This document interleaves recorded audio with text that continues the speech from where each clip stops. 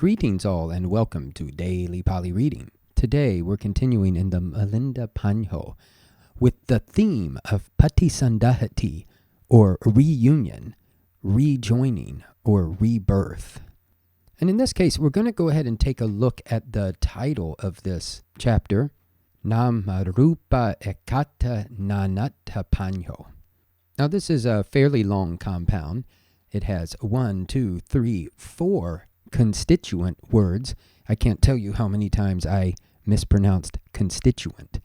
We'll start with the final part, pañho, which means question. Now the way the first 3 parts relate to pañho is that this is a tapurisa. This is a question of, we might even understand concerning, but a question of. Then we'll work backwards. Now, even though overall this is a tapurisa, these 2 words, ekata and nanata, are actually a davanda. So, ekata means unity, nanata means diversity. And they actually come from adjectives. Eka means one, and nana means many. And here with this suffix, this tta suffix, it turns them into a noun. Oneness or unity, and many into manyness or multiplicity or diversity. So back to this point, we have a question of the multiplicity and unity, or the unity and multiplicity. And if it weren't in a compound, we might expect something like ekatasa cha, nanatasa cha, pañho. Those would be in the genitive case, both in the genitive singular case. So those 3 words relate to nāmarūpaṃ as a tapurisa. And this is a question of the multiplicity and unity of nāmarūpaṃ, of this mind-body complex. And again, if this were split apart, we would expect nāmarūpassa. So I thought it might be a good idea to spend a little time on how we can tackle compounds that are somewhat long. And also in this case, it does tell us what the subject matter is going to be. Raja aha, bante nagasena, ko Paṭisandahati. The king said, Raja is our nominative singular for king. Aha is our perfect tense verb from the root a. Said, third person singular perfect active indicative. Venerable Nagasena, who is reborn.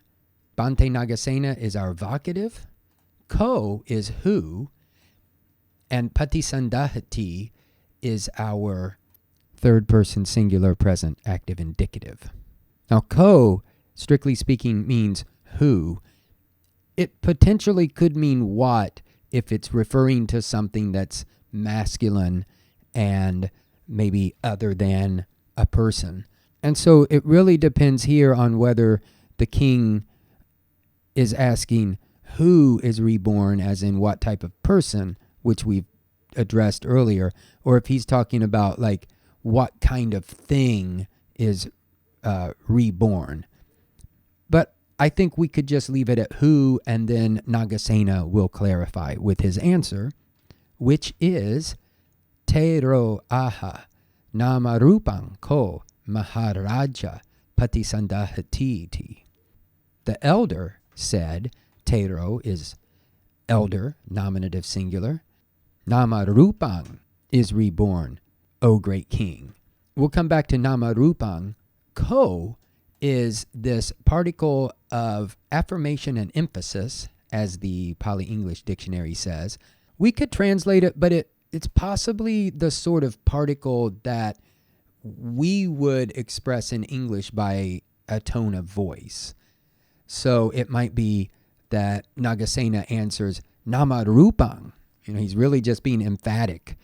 But if you want to try to get that with some sort of surely or indeed, please do so, dear listener, and let me know if you think that's a better approach. Maharaja is great king. Maha cognate with mega in Greek and magnus in Latin. Now, nāmarūpaṃ, we'll spend more time at the end of this reading discussing both its meaning more in depth and how it fits into the Paṭisamuppada, that is, the Buddha's teaching on dependent origination.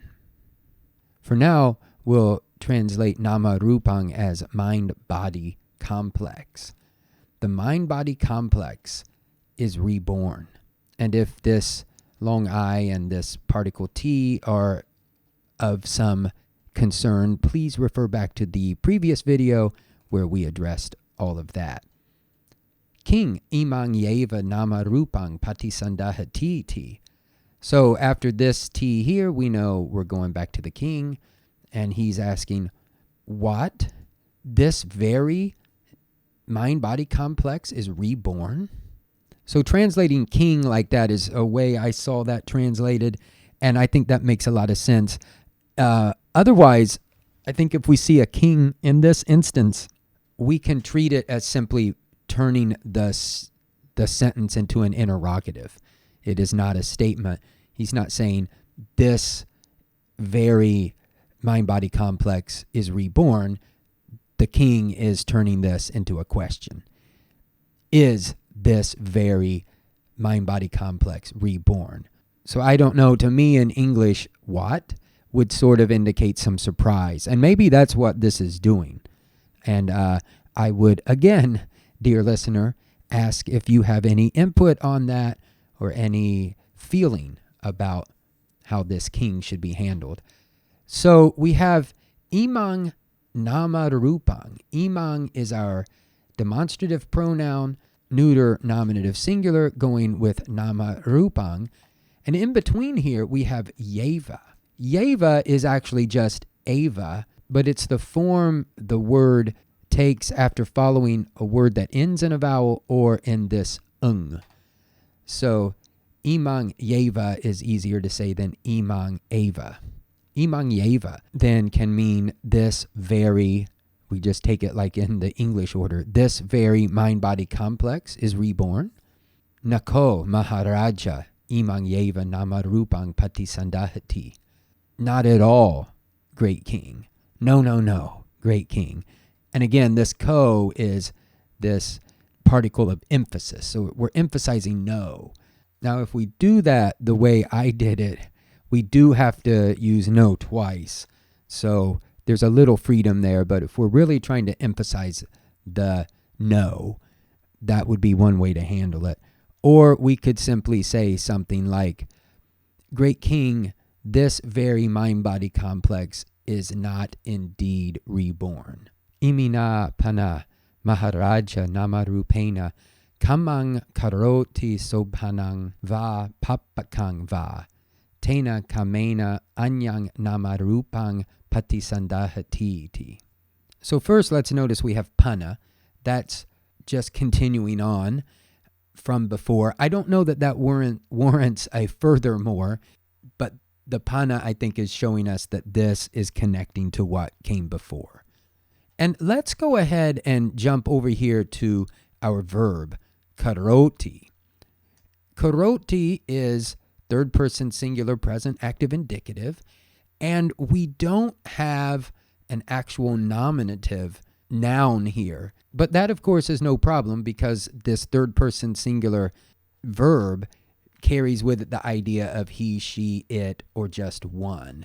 So we'll say one, instead of does, we'll say, which is what karoti means, is to do, but we'll say one creates kamang, and kamang is from the same root as karoti, and it means an action or this more technical term, karma.